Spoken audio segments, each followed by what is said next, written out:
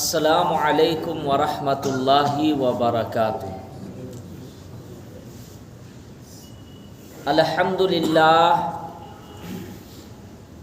للہ نحمدہ ونستعینہ ونستغفرہ ونؤمن بہ ونتوکل علیہ ونعوذ باللہ من شرور انفسنا ومن سیئات اعمالنا من يهده الله فلا مضل له ومن يضلله فلا هادي له فأعوذ بالله من الشيطان الرجيم بسم الله الرحمن الرحيم ويل لكل همزة لمزة وقال النبي صلى الله عليه وسلم المسلم من سلم المسلمون من لسانه ويده آمنت بالله صدق الله مولانا العظيم وصدق رسوله النبي الكريم ونحن على ذلك لمن الشاهدين والشاكرين والحمد لله رب العالمين۔ تمام حضرات ادب سے ایک مرتبہ درود شریف پڑھ لیجئے۔ اللہم صلی علی محمد وعلی آل محمد کما صلیت علی ابراہیم وعلی آل ابراہیم انک حمید مجید۔ اللہم بارک علی محمد وعلی آل محمد کما بارکت علی ابراہیم وعلی آل ابراہیم انک حمید مجید۔ دوستو بزرگوں، آج میں آپ حضرات کے سامنے تکبر اور حسد کے عنوان پر بیان کرنا چاہتا ہوں۔ اللہ تعالیٰ سے دعا ہے کہ اللہ تعالیٰ مجھے صحیح بولنے کی توفیق عطا فرماوے اور ہم سب کو سننے سے زیادہ عمل کرنے کی توفیق عطا فرماوے۔ سب سے پہلی چیز تو یہ سمجھے کہ تکبر کی کئی قسمیں ہیں۔ تکبر کی کئی قسمیں ہیں۔ بہت سے لوگ ہیں جو اپنے مال پر تکبر کرتے ہیں۔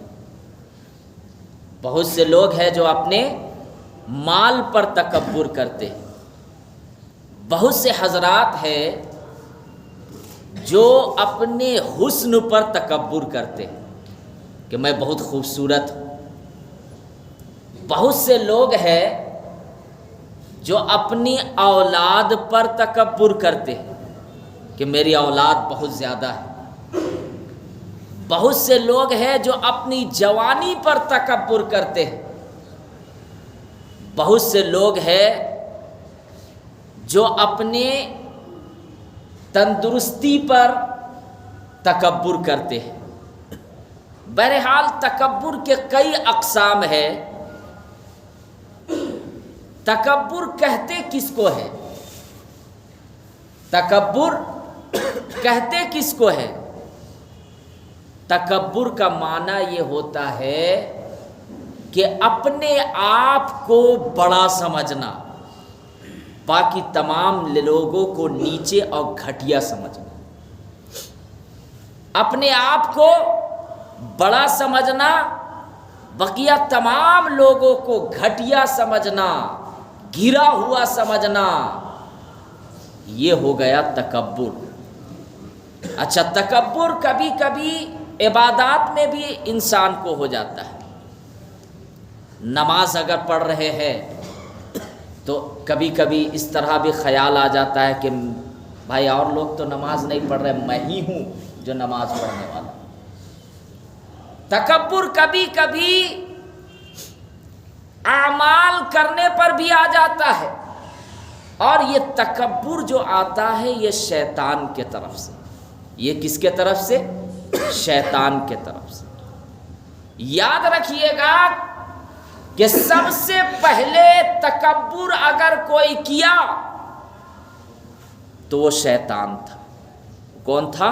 شیطان، جس کا نام ابلیس ہے۔ جب اللہ تبارک و تعالی نے حضرت آدم علیہ السلام کو پیدا کیا اور اس کے بعد ابلیس کو یہ کہا کہ تم بھی سجدہ کرو، تمام لوگوں کو، فرشتوں کو حکم ہوا تھا کہ تم آدم علیہ السلام کو کیا کرو؟ سجدہ کرو۔ لیکن یہ ابلیس جو شیطان مردود ہے یہ کہنے لگا کہ نہیں، میں سجدہ نہیں کروں گا، اس لیے کہ میں آگ سے بنا ہوں اور یہ مٹی سے بنا ہے، میں اس سے بہتر ہوں ہر اعتبار سے۔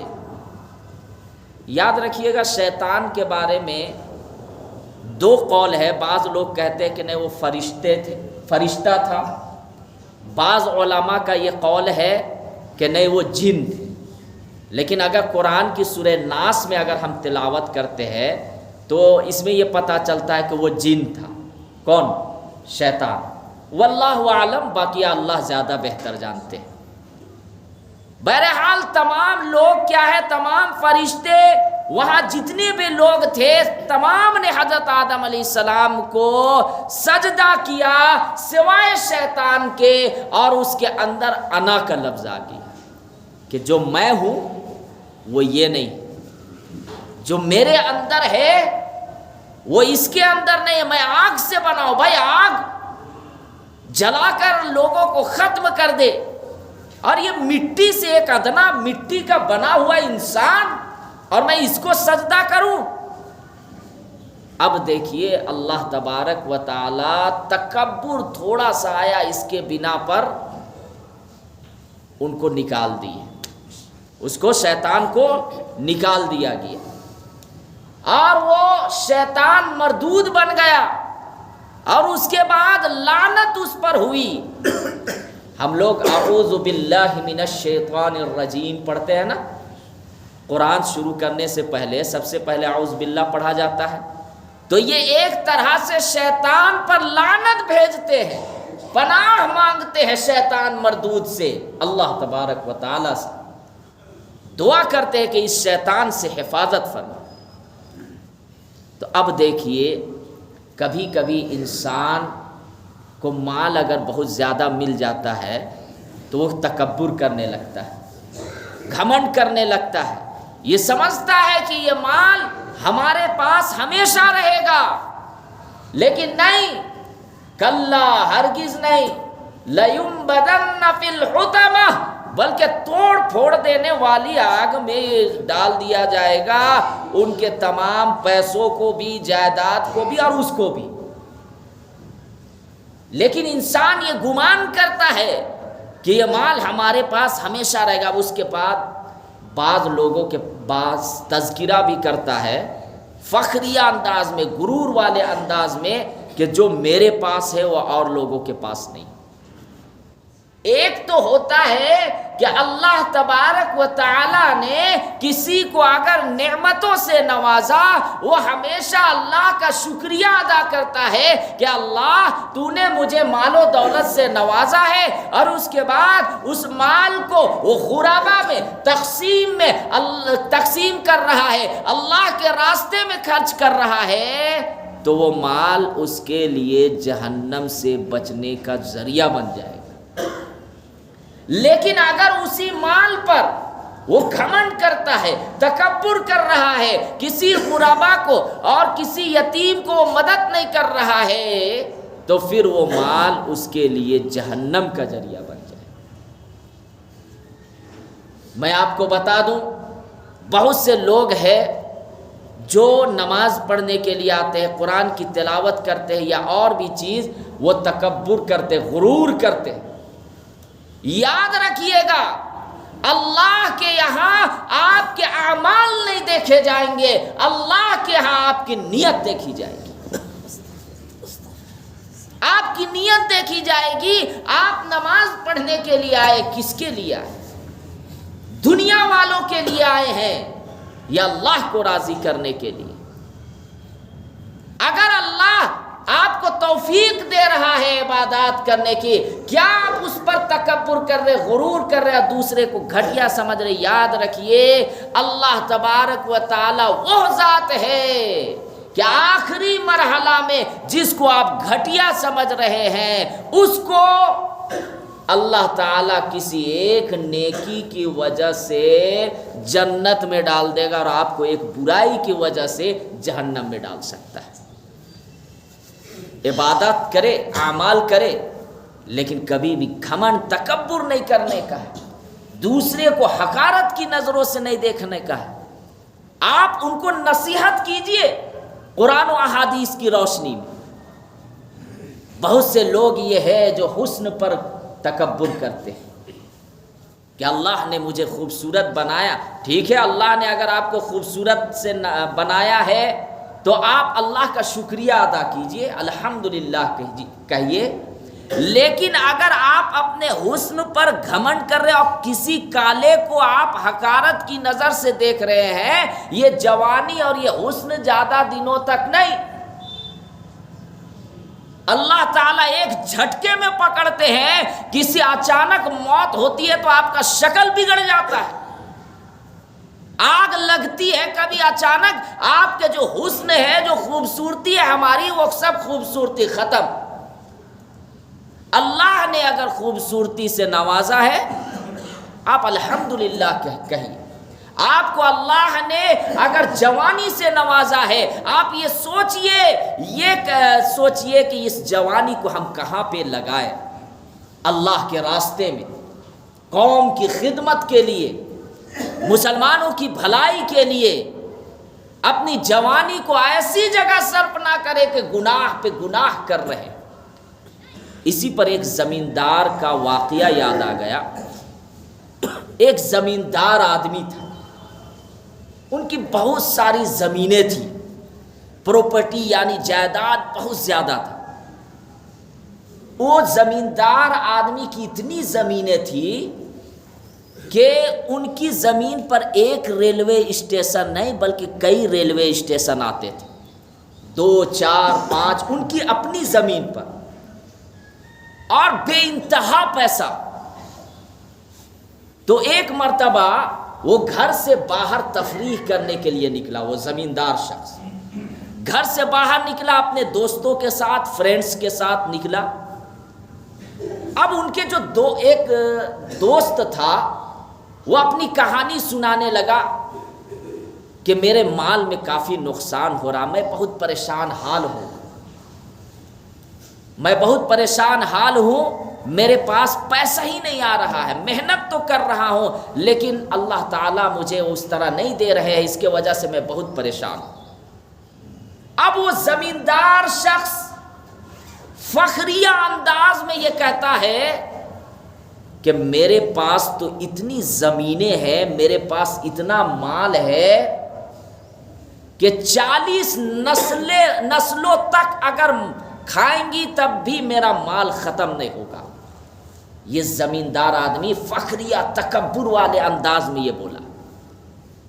اگر وہ یہ کہتا کہ الحمدللہ اللہ نے مجھے اتنا مال نوازا ہے کہ میں اپنے بچوں کو اچھی تربیت دے سکتا ہوں، کھلا پلا سکتا ہوں، اللہ کا نام لے کر اور غرور نہیں کرتا تو پکڑ نہیں ہوتی، لیکن وہ الحمدللہ نہیں کہا، اللہ کا شکریہ ادا نہیں کیا، بلکہ غرور اور تکبر والے انداز میں اس شخص کو، اپنے دوست کو تانا دے رہا ہے۔ کیا کہہ رہا ہے کہ میرے پاس اتنی زمینیں ہیں، اتنا پیسہ ہے کہ 40 نسلیں کھائیں گی تب بھی مال ختم نہیں ہوگا۔ اب اس کے بعد دیکھیے اللہ تبارک و تعالیٰ کو کسی کا یہ تکبر والا انداز پسند نہیں کرتے، اور جب پکڑ کرتے ہیں تو بہت سخت۔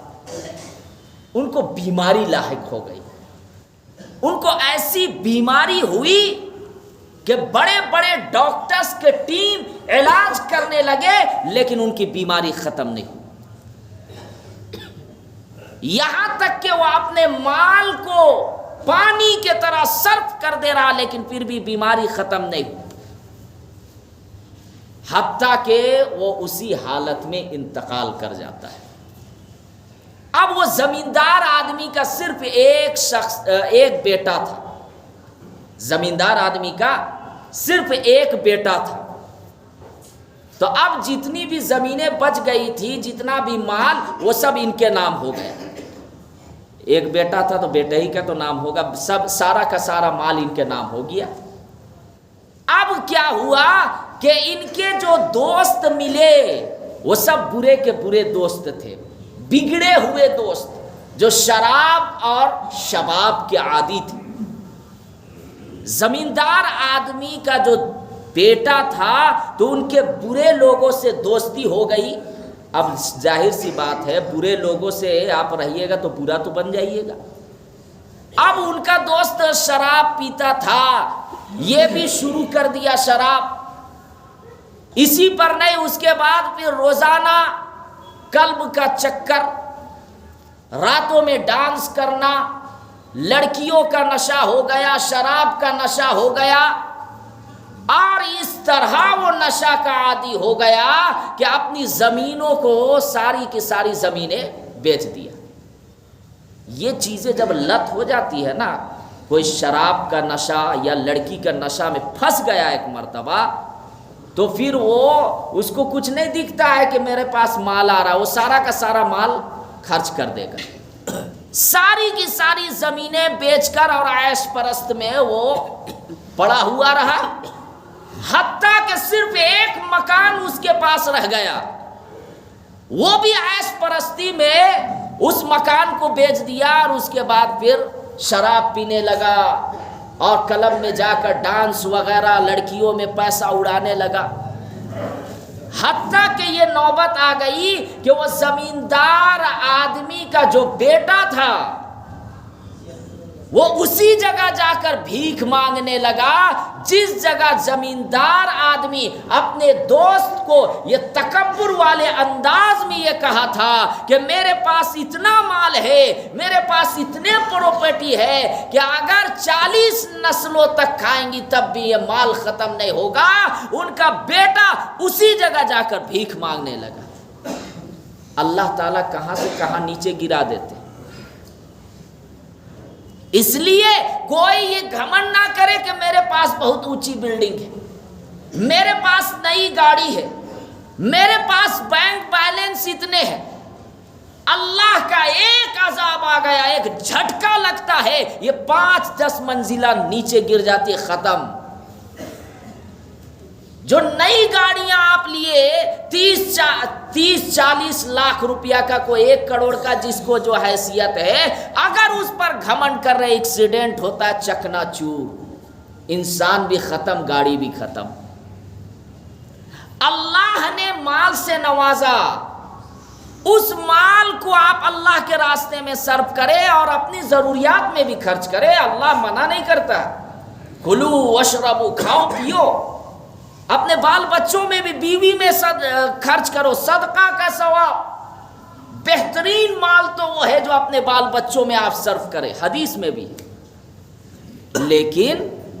لیکن سارا کا سارا مال صرف بیوی بال بچوں میں اپنے گھروں میں صرف نہ کرے۔ اللہ نے مال دیا ہے تو آپ غربا اور یتیموں کا بھی خیال رکھے۔ ایسے بچے جو پڑھنا چاہتے لیکن بیچارے پیسے کی وجہ سے نہیں پڑھ پا رہے ہیں، تو ایسے بچوں کو پڑھائے۔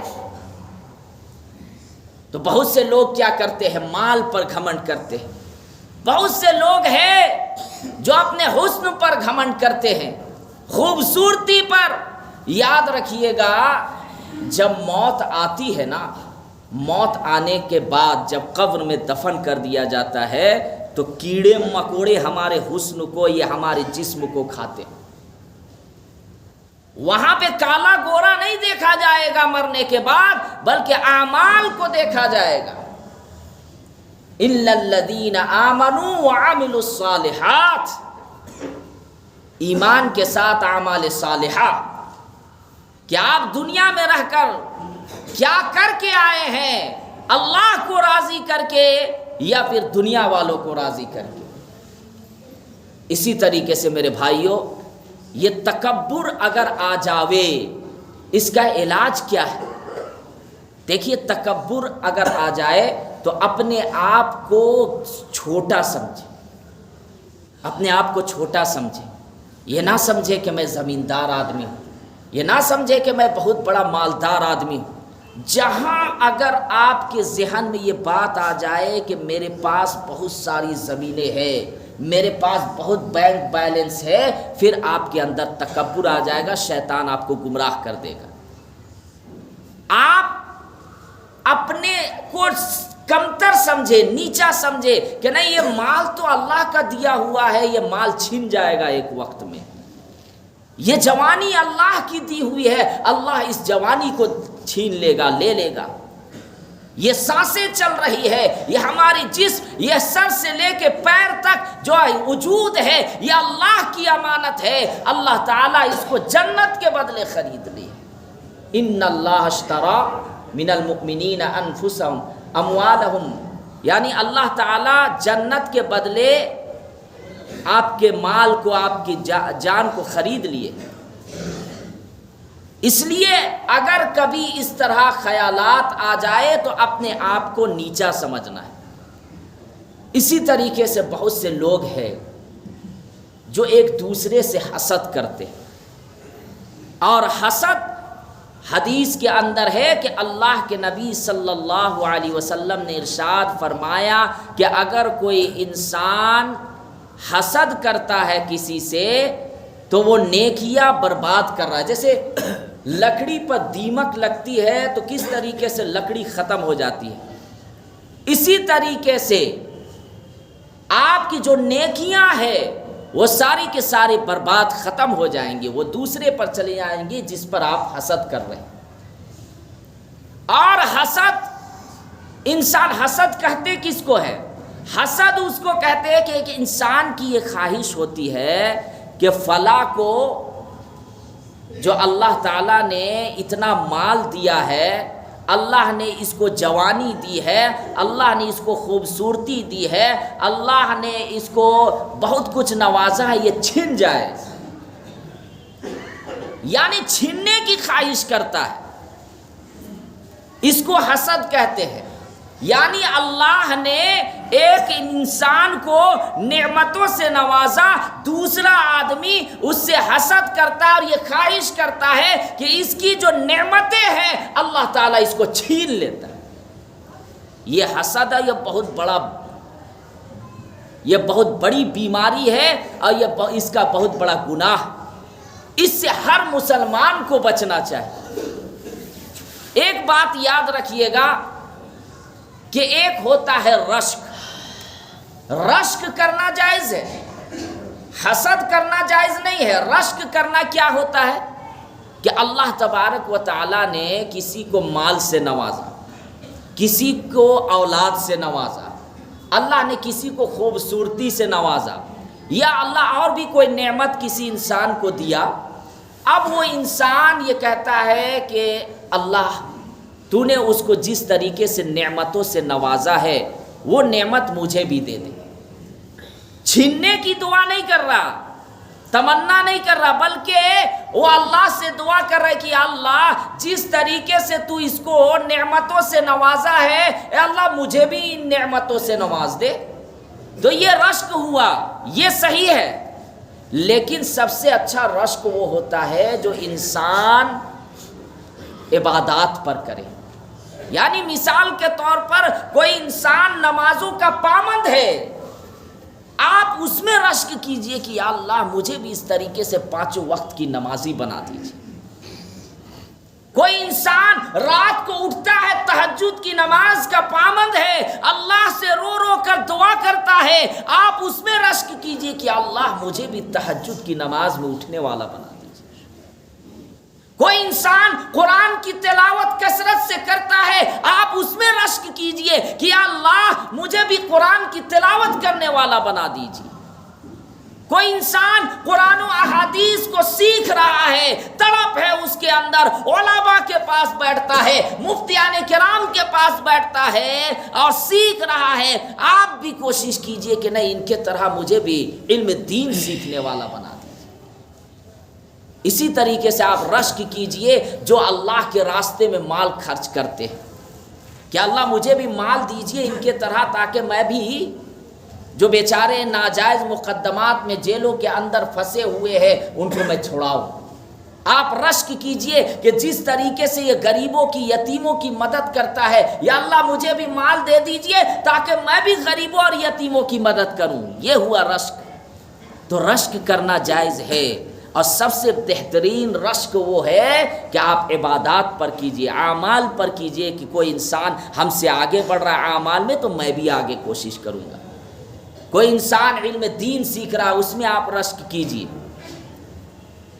اسی طریقے سے حسد کی بیماری ایسی ہے کہ اگر کسی انسان کو یہ لگ گئی تو اگر دوسرے کو نقصان نہیں پہنچائے گا تو اپنے آپ کو نقصان پہنچا لے گا کبھی کبھی، کیونکہ اس کو چین نہیں ملے گا، اس کو رات کو نیند نہیں ملتی، وہ یہی سوچتا ہے کہ کسی طرح اس شخص کا مال چھن جاتا، کسی طرح وہ پھنس جاتا، کسی طرح اس کو تکلیف مل جاتی، کسی طرح وہ پریشانیوں میں مبتلا ہو جاتا، یہاں تک کہ یہ سوچتے سوچتے وہ راتوں کو اس کی نیند خراب ہو جاتی ہے، وہ اپنے آپ کو بھی نقصان پہنچانا شروع کر دیتا ہے اگر اگلا کو نقصان نہیں پہنچائے۔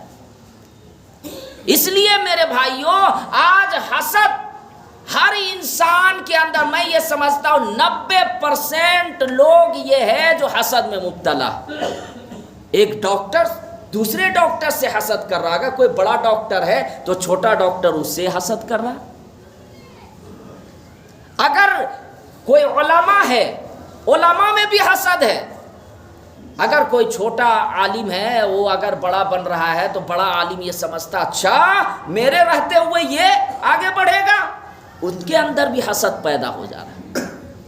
پڑھے لکھے یعنی انجینئر، ڈاکٹرز ہو یا عالم مفتی ہو، ان کے اندر بھی حسد ہے، اور یہ بیماری میں یہ سمجھتا ہوں یہ اتنا خطرناک ہے کہ ایک انسان جو رات دن تقوی عبادات میں مبتلا ہے، اللہ تعالیٰ ان کے سارے اعمال کو بیکار کر سکتا ہے حسد کرنے کی بنا پر۔ اس لیے اگر کوئی انسان مال اللہ تعالیٰ ان کو دیے ہوئے ہے، اللہ تعالیٰ ان کو دنیاوی نعمتوں سے نوازا ہوا ہے، آپ حسد مت کیجیے، اللہ سے دعا کیجیے اللہ یہ تو میرا مسلمان بھائی ہے، یہ اپنے قوم ہے، اس کو آگے بڑھائیے۔ یہاں تک کہ غیر مسلم بھائی بھی اگر آگے بڑھ رہا ہے تو وہاں پہ حسد نہیں کرنا ہے۔ اخلاق ہمارے نبی صلی اللہ علیہ وسلم کا دیکھیے، اللہ کے نبی صلی اللہ علیہ وسلم نے جب یہ حکم دیا کہ جب تم راستے سے گزرو اگر کوئی پتھر یا کوئی ایسی چیز ہو جس سے تکلیف پہنچے تو آپ اس پتھر کو ہٹا دیجئے، وہ تکلیف دہ چیز کو ہٹا دیجئے۔ یہ صرف مسلم کے لیے نہیں، غیر مسلم کے لیے۔ ہمارے نبی صلی اللہ علیہ وسلم نے یہ ارشاد فرمایا ہے کہ آپ کسی بھی عبادت گاہ کو جا کر مت توڑیے۔ ہمارا اسلام تو یہ سکھاتا، ہم کیسے بھائی کسی کی مندر کو یا کسی کی یہ کو توڑ سکتے؟ نہیں، ہم مسجدوں میں ممبروں میں یہی حکم دیتے ہیں۔ اللہ کے نبی صلی اللہ علیہ وسلم نے منع فرمایا ہے کہ آپ کسی کے مندر میں جا کر آپ غلط حرکت نہیں کر سکتے ہیں، بلکہ غیر مسلموں سے بھی آپ محبت کا پیغام دیجیے۔ اگلا نفرت پھیلائے، ہم نہیں پھیلائیں گے۔ یہی تو اخلاق کے بنا پر یہ ایمان پھیلا ہے۔ ہمارے نبی صلی اللہ علیہ وسلم کے پاس مسجد نبوی میں، مدینہ میں اگر کوئی غیر مسلم بھی مدد مانگنے کے لیے آتا تھا ان کو منع نہیں کرتے تھے، غیر مسلم کو بھی ان کو بھی نوازتے تھے، ان کی بھی مدد پوری کرتے تھے۔ ہم کیسے نفرت پھیلا سکتے ہیں؟ بہرحال بہت ساری باتیں ہیں۔ اللہ تبارک و تعالیٰ سے دعا ہے کہ اللہ تعالیٰ ہم سب کو کہنے سننے سے زیادہ عمل کرنے کی توفیق عطا فرماوے۔ وآخر الدعوانا ان الحمدللہ رب العالمین۔ جو حضرات سنت نہیں پڑھے وہ سنت